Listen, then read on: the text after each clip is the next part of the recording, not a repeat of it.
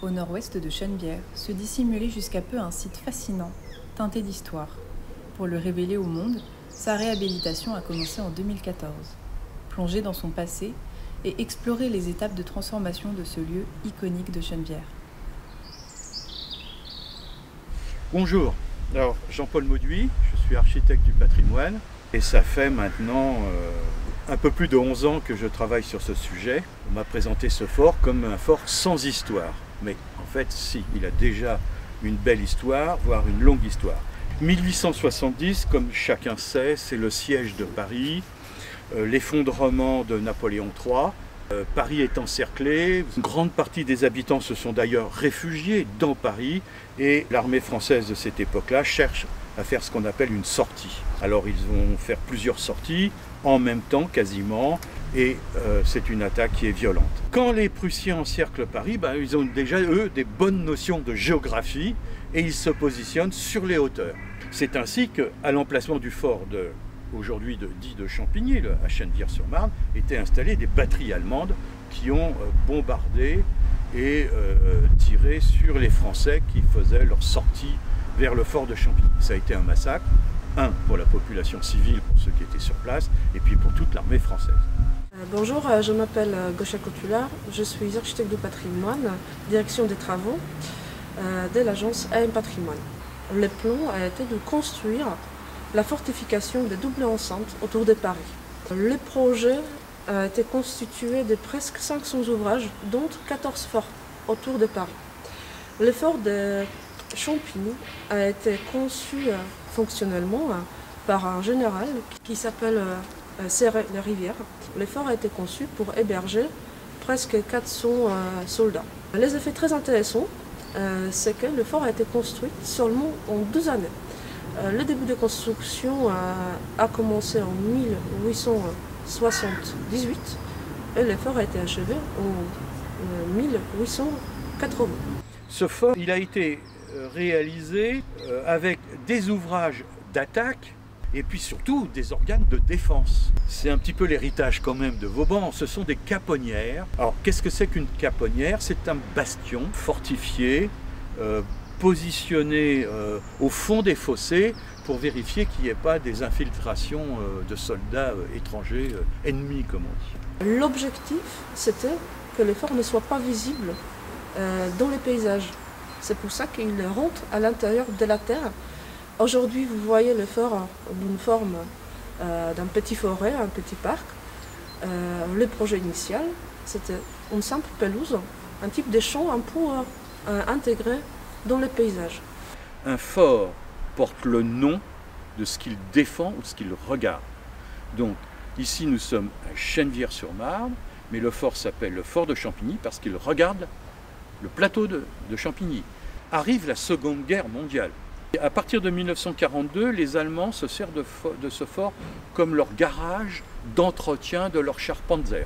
Et donnent à Kodak les casemates. Ces films à l'époque, c'était pas de la pellicule comme aujourd'hui, mais c'était de la nitroglycérine. C'est-à-dire que ces films étaient en présence d'humidité et de l'air, risque absolu d'explosion et surtout de brûler. Et il y a un accident qui arrive en 1944, ça s'enflamme et ça explose. Donc ça va brûler 2 jours complets. Pour être sûr de la conservation de ce fort historique, il est inscrit au monument historique.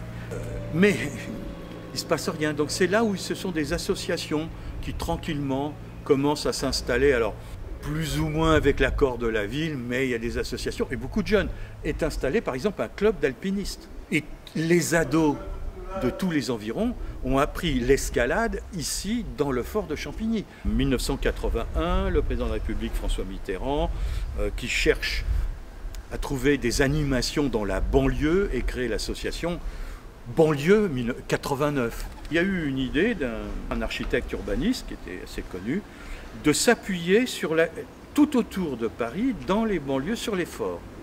Quand même, la ville se réveille dans les années 90-91 et c'est là qu'elle s'investit énormément et est positionnée un nombre important d'associations dans ce fort. Pour qu'un monument historique vive, il faut qu'il soit occupé. Le pire, c'est qu'il ne se passe rien. En 2013, la ville de Chennevières me consulte et me confie une étude, un diagnostic, alors il faut employer les bons termes vis-à-vis des monuments historiques, une étude préalable à la restauration. Ça a pris évidemment 2 ans, donc jusqu'en 2014, où j'ai dû retrouver toute l'histoire de ce fort, faire des recherches partout, avec mon associé historien et architecte Pierre Gillon, puisqu'on se connaît depuis l'âge de 16 ans, et on a pu la réécrire, et on bénéficie, c'est vrai, dès que c'est un ouvrage militaire, des archives du génie. Concernant notre mission sur place, l'objectif de la mairie, c'était surtout la mise en valeur du fleuron. En 2012, on commence par une méthode historique qui compile toutes les étapes précédentes pour bien comprendre quels éléments sont d'origine et quels éléments ont été ajoutés au cours des années. Et à partir de ça, on a pu proposer un programme de travaux. Le choix de la ville a été très logique. On commence par une mise en sécurité. Après, nous avons fait une grosse campagne de défrichement et désherbage de la totalité pour qu'on puisse passer à la vraie campagne des travaux. On continue le travail sur sécurisation des lieux, sur stabilisation des voûtes, sur reprise de maçonnerie, sur reprise de toutes les fissures, pour qu'on puisse après donner un usage au lieu. Nous avons sollicité en totalité 5 lots, ça signifie 5 corps d'État différents. Le challenge pour nous, en tant que les architectes de patrimoine, c'était la réponse à la question comment on peut donner un 12e vie avec un autre usage pour un bâtiment qui était abandonné sur les dernières pratiquement 100 ans. La vraie question, c'était comment on peut établir un programme qui sera durable pour la ville, qui sera durable pour les bâtiments, sans faire des interventions qui vont effacer la couche historique du bâtiment. On ne va pas aller vers un projet d'une réhabilitation lourde avec le chauffage, etc. Nous avons décidé de restituer le fort dans son état presque d'origine. Nous avons amélioré bien évidemment une partie d'éclairage. Nous avons fait une mise en norme, surtout sécurité incendie et sécurité normes PMR pour les personnes de mobilité réduite. La partie très intéressante pour nous aussi, c'était quand même comment garder les éléments de l'usage des bâtiments pour avoir certains témoins, pour ne pas restaurer à 100% à neuf. Vous les voyez surtout sur les escaliers où on avait gardé les traces des armates qui ont été tirées. Nous avons aussi gardé plusieurs éléments qui étaient détruits par le mouvement des terres pour laisser les témoignages de ces événements.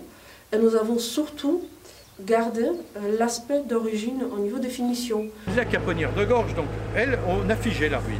À l'inverse, la caponnière de Saillant, qui se trouve côté est, qui a une architecture extrêmement intéressante parce qu'elle est en courbe avec 2 couloirs casematés, courbés et qui est relié au chemin de ronde, le tout au niveau des fossés, est une architecture militaire de qualité. Donc là, on a fait une restauration complète.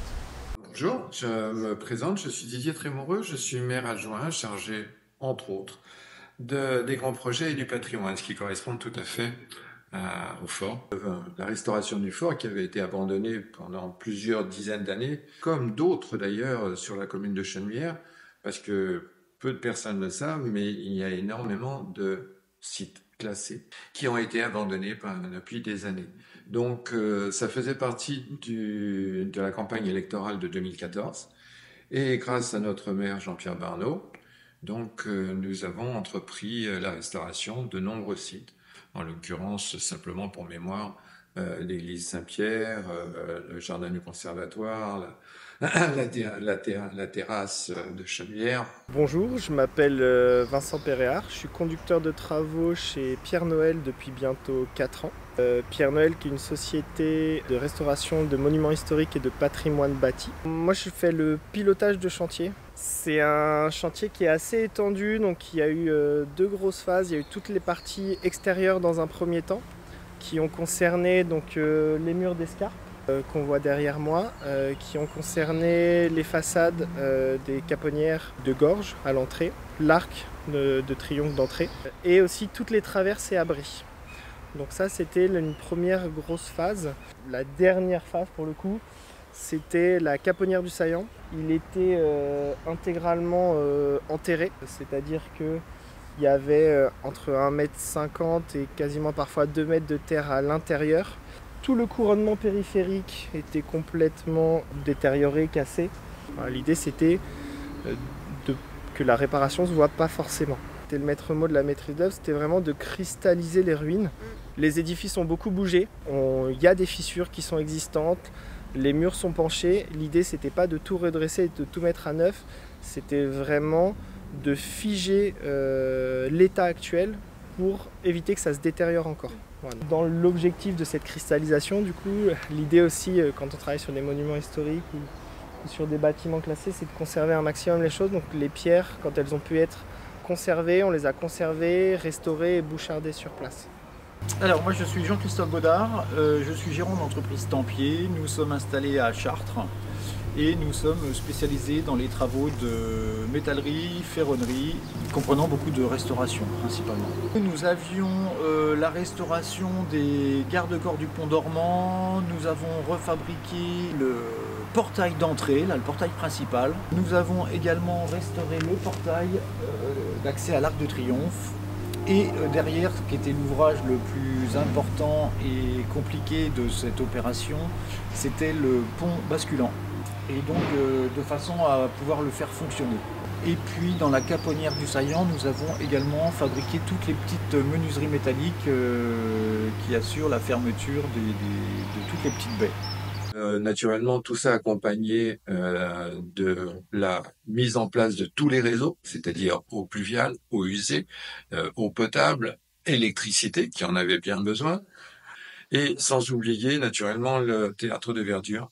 Alors ici, on arrive au théâtre de verdure. Alors le théâtre de verdure, c'est un endroit où on pourra voir des spectacles, des représentations. Et comme on peut le voir, en fait, on a des tribunes qui sont juste en face de nous.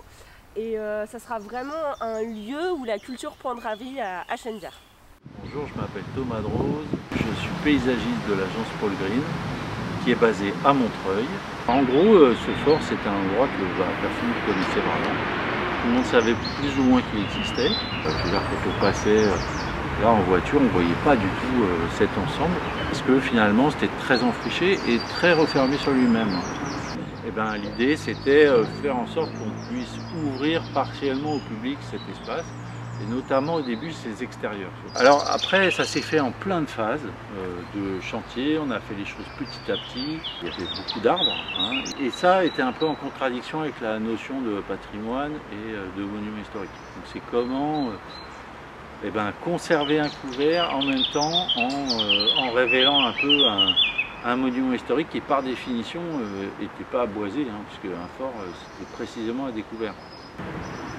C'est comme arriver à faire en sorte de stabiliser ça le mieux possible, faire en sorte de ne pas bouleverser le boisement, mais qu'en même temps ça ne remette pas en cause la pérennité de ces bâtiments, et puis qu'il n'y ait finalement pas d'arbres en mauvais état sanitaire qui persistent sur le site. Globalement, tout le bois a été réutilisé sur place.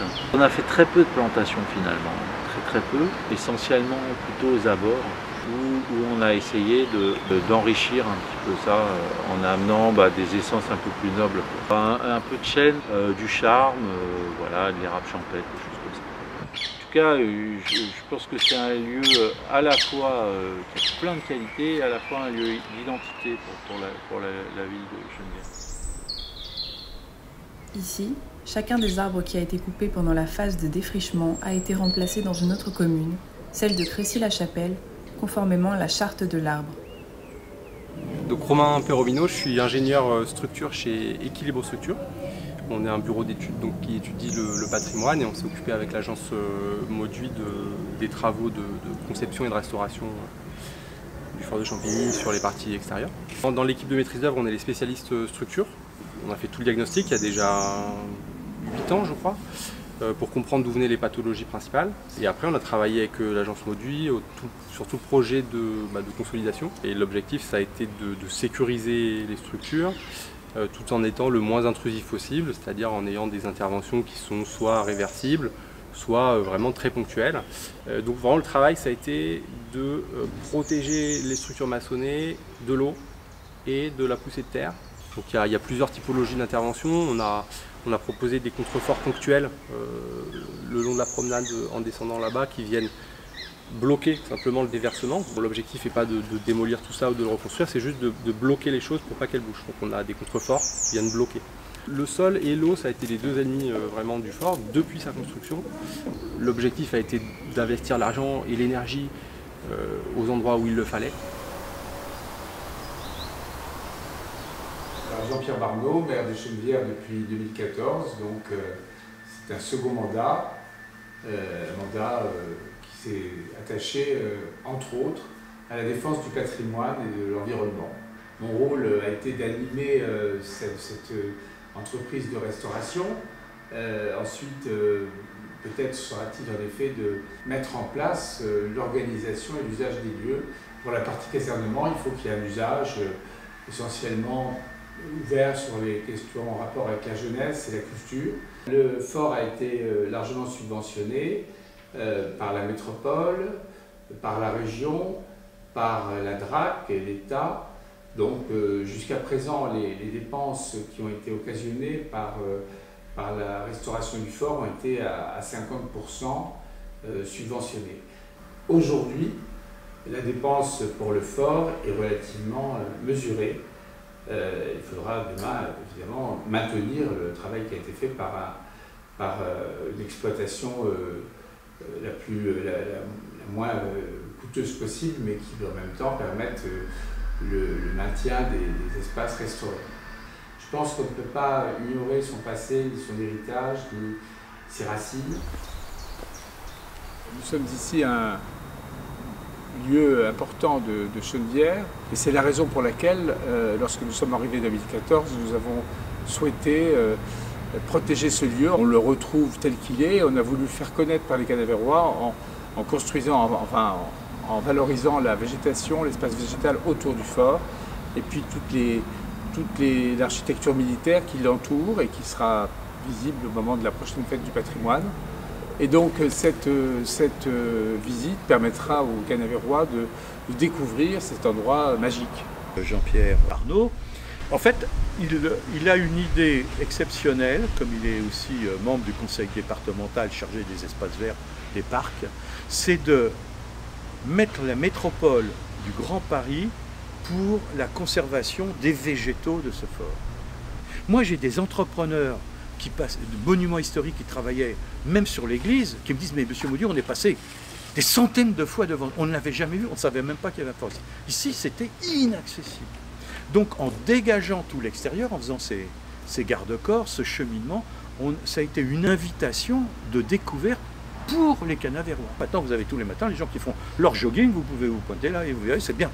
D'abord, établir peut-être un lien entre la biodiversité et aussi l'aspect architectural.